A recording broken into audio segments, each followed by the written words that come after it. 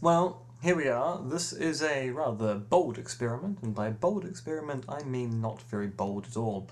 What I'm doing is I'm showing you a bit of a day in the life of thesis writing. Yes, this is 5 minutes of my PhD thesis.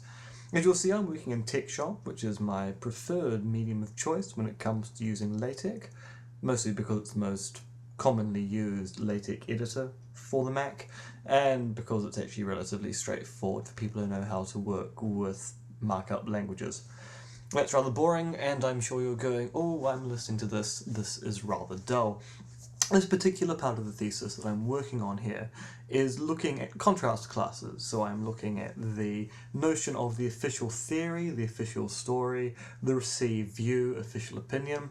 These are often taken to be things which are taken in contrast with conspiracy theories. Now, because I define a conspiracy theory as simply being something, well, sorry, not something, simply being an explanation that cites a conspiracy as its salient cause, I'm not really so concerned with the rivals of conspiracy theories, because I think when you talk about the rival of a conspiracy theory, what you're really talking about to a very large extent is something which is quite separate from a conspiracy theory.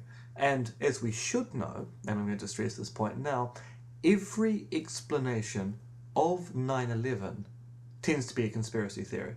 I'm now saying tends, because I'm sure there are some people who say, oh, the buildings just fell down naturally, it was going to happen, it's structural damage due to wear and tear. But for most people, all the theories, all the explanations of 9/11 are all going to be examples of conspiracy theories. They're all examples of explanations that cite a conspiracy as a salient cause, whether that conspiracy is the machinations of Al-Qaeda or the machinations of the executive branch of the government of the United States or some other group.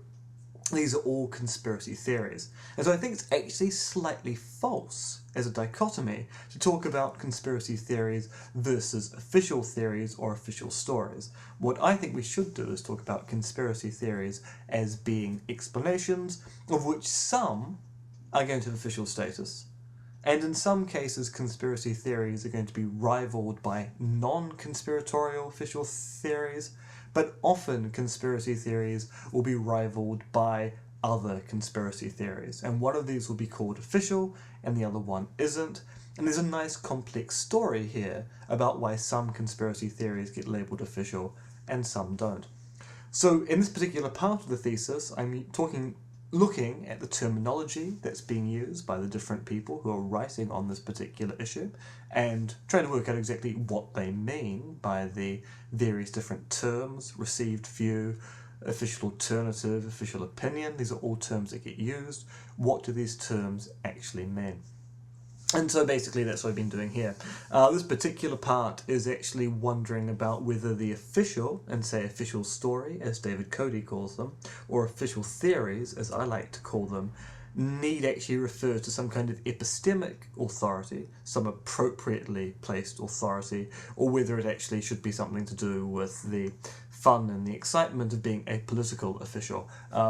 What you're seeing now is I'm about to actually start doing some of the excitement and the wild things of actually turning this LaTeX file into a PDF. So you'll be seeing the PDFing process going on here as I open up the right document to then create a PDF, but that's another matter for another time. So yes, I'm concerned at this particular point as to whether we need officialdom to refer to epistemic authorities, or whether we can actually get away with talking about officialdom as referring to political authorities, because I do think sometimes political information is as plausible basis for the attribution or the appropriation of a belief as a suitable epistemic authority is going to be. So here it is, the chapter in its bare bones form turned into a nice PDF. I'm now trashing the aux files, which is a good tidy thing to do afterwards. The end.